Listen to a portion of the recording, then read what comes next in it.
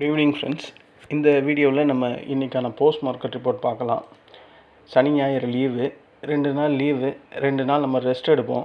ஏன்னா 5 நாளும் கத்தி மேலே நடந்துக்கிட்டு இருந்தோம்.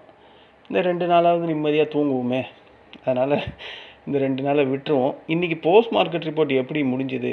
இன்றைக்கி உலகத்துலேயே வித்தியாசமான மார்க்கெட் நம்மளது தாங்க.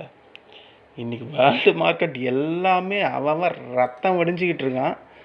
ஆனால் நம்ம மார்க்கெட்டு 1% அதிகமாக பாசிட்டிவில் முடிஞ்சிருக்கு. பாருங்களேன் மார்க்கெட்டை. இப்போ நடக்கிற FTSE 11.28, நேற்று tau 105 point minus, S&P 38 point minus, Nasdaq 387, இப்போ ட்ரேட் ஆகுது FTSE 100 11, CSE 40 54, டேக்ஸ் 130, நிக்கி 2694.4% மேலே இறங்கியிருக்கு.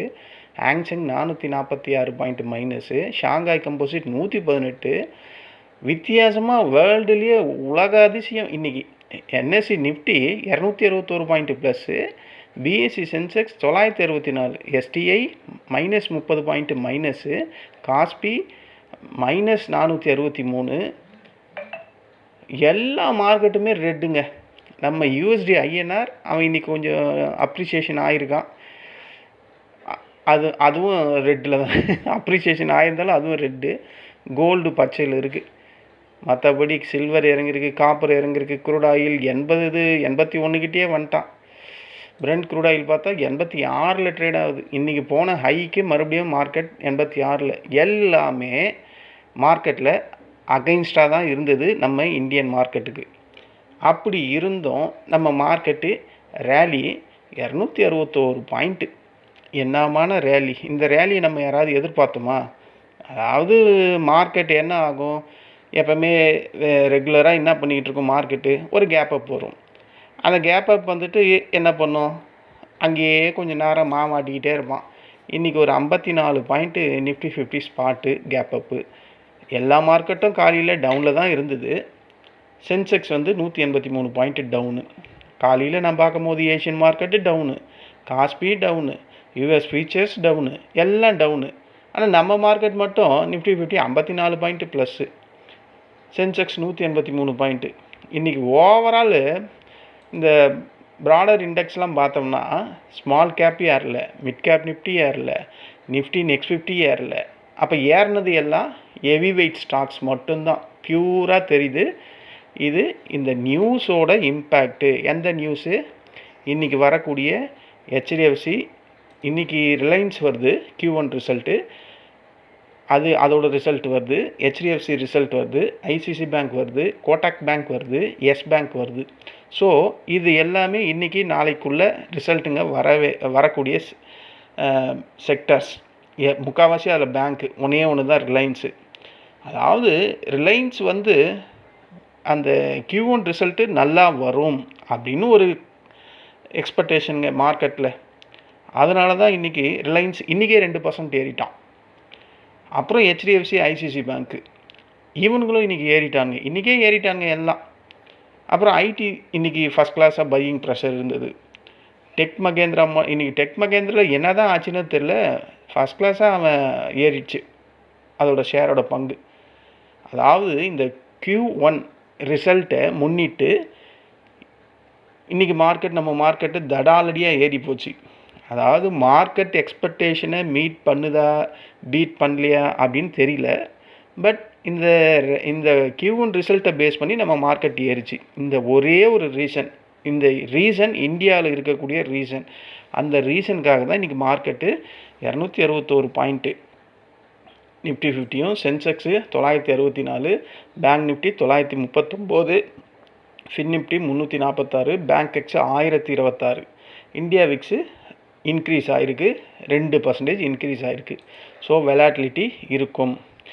இப்போது எனக்கு என்ன கேள்வினா, இப்போ ரிலையன்ஸ் இண்டஸ்ட்ரி இன்றைக்கி ஒரு 7 மணிக்கு 8 மணிக்கு ரிசல்ட் வரப்போகுது. நாளைக்கு HDFC, ICC, கோட்டாக் பேங்க்கு இதெல்லாம் வரப்போகுது. இது ஒரு வேளை ரிசல்ட்டு எக்ஸ்பெக்டேஷனை பீட் பண்ணலை அப்படின்னா மார்க்கெட்டு பேயடி பிசாசடி அடிக்கும் மண்டே ஓப்பன் ஆகும்போது நிஜமாலுமே. ஏன்னா இந்த ரிசல்ட்டோட இம்பேக்ட்டுக்காக தான் இன்றைக்கி அது ப்ரைஸ் இன் ஆகிடுச்சு மார்க்கெட்டில். இன்றைக்கி அவன் இறங்கிட்டு இந்த 2 நாளுக்கு அப்புறம் இந்த ரிசல்ட் இம்பேக்டால் இருந்தால் இந்த 261 பாயிண்ட்டு கேப் அப்பாக வந்திருக்க வாய்ப்புகள் அதிகம். என்னை பொறுத்தவரையும் நான் அப்படி தான் திங்க் பண்ணுறேன். இன்றைக்கே அது இன்ட்ராடே ரேலியாக 261 பாயிண்ட் ஏறிடுச்சு. கேப் அப்லாம் எதுவுமே இல்லை. கேப் அப் ஜஸ்ட் ஒரு 54 தான். அந்த 54 அவன் வந்து நேற்றோட லோவை தொட்டுட்டு தான் மேலே போயிருக்கான். ஸோ பியூராக 261 பாயிண்ட்டும் இன்ட்ராடேயில் தான் வந்திருக்கு. ஸோ இது எல்லாமே காரணம் இந்த Q1 ரிசல்ட் தான். ரிலையன்ஸு, ஹெச்டிஎஃப்சி, ஐசிசி, கோட்டாக்கு, எஸ் பேங்க்கு, இன்னும் என்னென்ன இது இருக்கோ. பத்தாவதுக்கு நீங்கள் ஐடி ஸ்டாக்ஸ்லலாம் நல்ல பையிங் ப்ரெஷர் இருந்தது. ஒரு வேளை இன்றைக்கி ரிலையன்ஸோட Q1 ரிசல்ட்டு நல்லா தான் வந்திருக்கு. ரிசல்ட்டு நல்லா வந்திருக்கு. ஆனால் மார்க்கெட் எக்ஸ்பெக்டேஷனை பீட் பண்ணலைன்னா நான் பேய் அடிப்பாங்க ரிலையன்ஸை. நான் காலையிலே ஒரு வீடியோ அதை தான் போட்டுருந்தேன். மார்க்கெட்டோட எஸ்டிமேட்டை பீட் பண்ணணும். பீட் பண்ணால் மட்டும்தான் பையிங் வரும். இல்லைனா மார்க்கெட்டை ப்ராஃபிட் புக்கிங் பண்ணுவாங்க. இது ரிலையன்ஸுக்கு மட்டும் இல்லை, ஹெச்டிஎஃப்சிக்கு மட்டும் இல்லை, ஐசிசிக்கு மட்டும் இல்லை, த்ரூ அவுட் எல்லா ஸ்டாக்குக்குமே இப்படி தான் நடக்கும். நம்ம எவ்வளோ வருஷமாக இந்த மார்க்கெட்டில் இருக்கோம். அப்போது மார்க்கெட்டுக்குன்னு ஒரு எக்ஸ்பெக்டேஷன் இருக்கும். அதுவும் ஹெவி வெயிட்ஸ்னும் போது அதிகப்படியான எக்ஸ்பெக்டேஷன் இருக்கும். வரக்கூடியது எல்லாமே ஹெவி வெயிட் ஸ்டாக்ஸோட ரிசல்ட்டு. எவனாவது ஒருத்தன் கவுத்துட்டானா இல்லை 3 பேருமே கவுத்துட்டானா இன்றைக்கி ஏறின இந்த 261 பாயிண்ட்டு திங்கக்கிழமை ப்ராஃபிட் புக்கிங்காக மாறுறதுக்கான வாய்ப்புகள் அதிகம். இல்லை 4மே எக்ஸ்பெக்டேஷனை பீட் பண்ணிடுச்சு அப்படின்னா மார்க்கெட் கண்டிப்பாக 25,000 நோக்கி போகும். 24,500 ஒரு ரெசிஸ்டண்ட்டு. அதை உடச்சிச்சின்னா 25,000 சாலிடாக மார்க்கெட் போய் தொடும். இந்த ரிசல்ட் இம்பேக்ட்டு மண்டேவே தொடாது. இந்த அடுத்த வாரத்தில் கண்டிப்பாக தொடும். 4மே 5மே பக்கா ரிசல்ட்டு கொடுத்துட்டா, மார்க்கெட் எக்ஸ்பெக்டேஷனை பீட் பண்ணிட்டா. இது 5மே நடக்குமா அப்படின்றத நம்ம ஒரு யதார்த்தமாக திங்க் பண்ணால் வாய்ப்புகள் கம்மி. அப்போது திங்கக்கிழமை ப்ராஃபிட் புக்கிங் நடக்க போதா இல்லை பெரிய கேப் அப் வரப்போதா அப்படின்றத ரிசல்ட்டெல்லாம் வந்ததுக்கப்புறம் நம்ம அனலைஸ் பண்ணும்போது அதில் பேசலாம். இன்றைக்கி மார்க்கெட் ஏறினதுக்கான ரீசன் இது தான். இந்த Q1 ரிசல்ட்டோட இம்பேக்ட் தான் மார்க்கெட்டில் ஏறி இருக்குது. நீங்கள் பார்த்துருந்தாவே தெரியும். பாருங்கள், எல்லாமே டவுனில் இருக்குது. இவன் மட்டும்தான் உலக அதிசயம். இன்றைக்கி இந்த டேட்டை நம்ம ஃபிக்ஸ் பண்ணி வச்சுக்கணும், 17/7/2026. ஏன்னா இந்த மாதிரி நடக்கிறது ரொம்ப ரேருங்க. எல்லா மார்க்கெட்டும் இறங்கியிருக்கு, இந்தியன் மார்க்கெட் மட்டும் ஏறி இருக்குன்னா ஒரு மிராக்கல் தானே அது. ஓவரால் எல்லா இண்டெக்ஸும் ஏறிந்தால் ஒரு பிரச்சனையுமே இல்லை. மிட் கேப் ஏறல, ஸ்மால் கேப் ஏறல, நிஃப்டி நெக்ஸ்ட் 50 ஏறல. அப்போது இது மார்க்கெட்டை ஏற விட்டு அடிக்கிறதுக்காக வெயிட் பண்ணுறாங்களோ அப்படின்ற மாதிரி எனக்கு தோணுது. ரிசல்ட்டு நல்லா வந்திருந்தாலும் மார்க்கெட் எக்ஸ்பெக்டேஷனை பீட் பண்ணால் பிரச்சனை இல்லை. ஆனால் ரிசல்ட்டு, அதாவது எப்படி நான் சொல்கிறேன்னா, ஒரு ஸ்டூடெண்ட்டு சூப்பராக படிப்பான், எல்லா எக்ஸாம்லேயும் 100 மார்க் எடுப்பான். டீச்சர்ஸ் என்ன பண்ணுவாங்க, அவன் கண்டிப்பாக ஒரு 95க்கு மேலே எடுப்பான் அப்படின்ற மாதிரி டீச்சர் வந்து எக்ஸ்பெக்டேஷன் பண்ணுறாங்க. அது மாதிரி மார்க்கெட்டும் ஒரு எக்ஸ்பெக்டேஷன் இந்த 5 ஸ்டாக்ஸ்லேயும் பண்ணுது. ஆனால் அந்த பையன் வந்து ஒரு 85-90 மார்க் தான் எடுக்கிறான். அதுவே நல்ல மார்க்கு தான். ஆனால் டீச்சரோட அந்த எக்ஸ்பெக்டேஷன் அங்கே நிறைவேறல. அது மாதிரி மார்க்கெட்டோட எக்ஸ்பெக்டேஷனை இந்த ஸ்டாக்ஸ் நிறைவேற்றலைன்னா அடி தான் விழும். நமக்கு வெளிப்படையாக தெரியும் இதுவே நல்ல சூப்பரான ரிசல்ட்டுன்னு. ஆனால் மார்க்கெட் ஒத்துக்காது. மார்க்கெட் கண்டிப்பாக அடிக்கும். அப்போ அது ப்ராஃபிட் புக்கிங்காக மாறுறதுக்கு தான் வாய்ப்புகள் அதிகம். ஓகேங்களா? இதுதான் இன்றைக்கான போஸ்ட் மார்க்கெட் ரிப்போர்ட்டு. இந்த போஸ்ட் மார்க்கெட் ரிப்போர்ட்டில் நான் பண்ணது வந்து ஒரு 5 கால் பண்ணிட்டோம். ஃபஸ்ட்டு கால் வந்து லாஸு. சில பேர் லாஸு, சில பேர் ப்ராஃபிட் புக்கிங் பண்ணாங்க. ஆனால் ஓவராலாக 5 கால் பண்ணதில் நான் இன்றைக்கி ஒரு 4,860 ரூபா ப்ராஃபிட் பண்ணேன். 4,860. மற்றவங்க எல்லாருமே அபவ் 25க்கு மேலே தான் பண்ணாங்க. ஏன்னா ஒரே ஒரு 4th கால் எடுத்தது ஃபஸ்ட் கிளாஸ் ப்ராஃபிட் கொடுத்தது. அதாவது இன்றைக்கி இந்த ரெசிஸ்டண்ட்டை யூஸ் பண்ணி ப்ராஃபிட் பண்ணவங்க எக்கச்சக்க பேருங்க. இன்றைக்கி வாட்ஸ்அப்பில் எனக்கு அனுப்பிச்சிருக்கீங்க. என்னத்தை நான் சொல்கிறது.